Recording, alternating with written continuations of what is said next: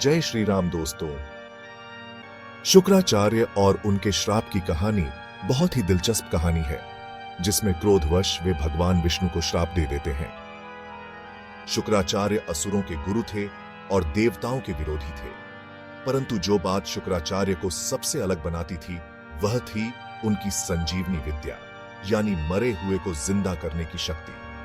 बस एक स्पर्श से या एक मंत्र मात्र से वो उन बेजान शरीरों में जान फूंक देते थे। इस शक्ति ने शुक्राचार्य को असुरों के लिए बहुत कीमती बना दिया था। देवताओं से उनकी कभी न खत्म होने वाली लड़ाई में शुक्राचार्य उनका सबसे बड़ा हथियार थे। असुर कितने भी मारे जाएं, शुक्राचार्य उन्हें वापस जिंदा कर देते थे। शुक्राचार्य का महान बनने का सफर बहुत पहले शुरू हुआ, असुरों का गुरु बनने से भी पहले। उनका जन्म कवि के रूप में हुआ था, जो महान ऋषि भृगु के पुत्र थे। बचपन से ही कवि के अंदर ज्ञान की प्यास थी। यह प्यास उन्हें भगवान शिव के धाम तक ले गई। वहां उन्होंने कठोर तपस्या की। भगवान शिव कवि की भक्ति से प्रसन्न हुए और उन्हें वरदान दिया। कवि ने संजीवनी विद्या का ज्ञान मांगा, ताकि वो लोगों की सेवा कर सके और उनका दुख दूर कर सके। इस दिव्य ज्ञान से कवि शुक्राचार्य बन गए, आचार्य या शिक्षक। असुरों ने उनकी क्षमता को पहचाना और उनसे अपना गुरु बनने का निवेदन किया। देवताओं और असुरों के बीच संघर्ष उतना ही पुराना है जितना कि समय। यह संतुलन और असंतुलन का एक ब्रह्मांडीय नृत्य है। देवता व्यवस्था और संरक्षण का प्रतिनिधित्व करते हैं, जबकि असुर परिवर्तन और अराजकता का। शुक्राचार्य के असुरों के साथ आ जाने से यह नाजुक संतुलन बिगड़ गया। उनकी संजीवनी विद्या से असुरों को बहुत बड़ा फायदा हुआ। देवता उन्हें युद्ध में कितनी भी बार हरा दें, शुक्राचार्य उन्हें वापस जिंदा कर देते थे। देवता हताश हो गए और उन्होंने भगवान विष्णु से प्रार्थना की। विष्णु ने स्थिति की गंभीरता को समझा और जानते थे कि सीधा टकराव इसका उत्तर नहीं है। उन्होंने एक ऐसी योजना बनाई जो इस ब्रह्मांडीय संघर्ष का रुख हमेशा के लिए बदल देगी। विष्णु की योजना उतनी ही शानदार थी जितनी साहसी।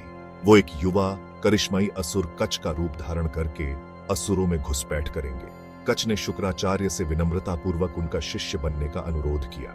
कच की स्पष्ट भक्ति और बुद्धिमत्ता से प्रभावित होकर शुक्राचार्य मान गए। सालों तक कच ने शुक्राचार्य के चरणों में शिक्षा ग्रहण की, ज्ञान को ऐसे सोखा जैसे स्पंज पानी सोखता है। लेकिन उनका असली लक्ष्य हमेशा से संजीवनी विद्या का रहस्य जानना था। शुक्राचार्य अपने समर्पित छात्र को प्यार करने लगे थे और उन्होंने उसे यह अंतिम ज्ञान सिखाने का फैसला किया। जैसे ही कच को रहस्य पता चला, विष्णु ने अपनी असली पहचान प्रकट कर दी, जिससे शुक्राचार्य को बहुत धक्का लगा। शुक्राचार्य का क्रोध 7वें आसमान पर था।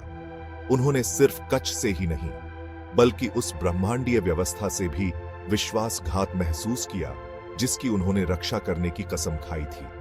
अपने क्रोध में उन्होंने विष्णु को श्राप दिया कि विष्णु को पृथ्वी पर 7 बार जन्म लेना होगा और अपने प्रियजनों से बिछड़ना होगा। विष्णु ने कर्म के ब्रह्मांडीय नियमों को समझते हुए इस श्राप को सहर्ष स्वीकार कर लिया। इस श्राप के कारण हिंदू धर्म की कुछ सबसे प्रिय कहानियां बनी, पृथ्वी पर विष्णु के अवतारों की कहानियां। लेकिन इस श्राप का परिणाम शुक्राचार्य को भी भुगतना पड़ा। विष्णु को श्राप देकर उन्होंने उस ब्रह्मांडीय संतुलन को बिगाड़ दिया था जिसकी उन्हें रक्षा करनी थी। शुक्राचार्य का ज्ञान अद्वितीय था, फिर भी क्रोध के क्षण में वो एक बुनियादी सच्चाई भूल गए। ब्रह्मांड को सुचारू रूप से चलाने के लिए संतुलन बहुत जरूरी है।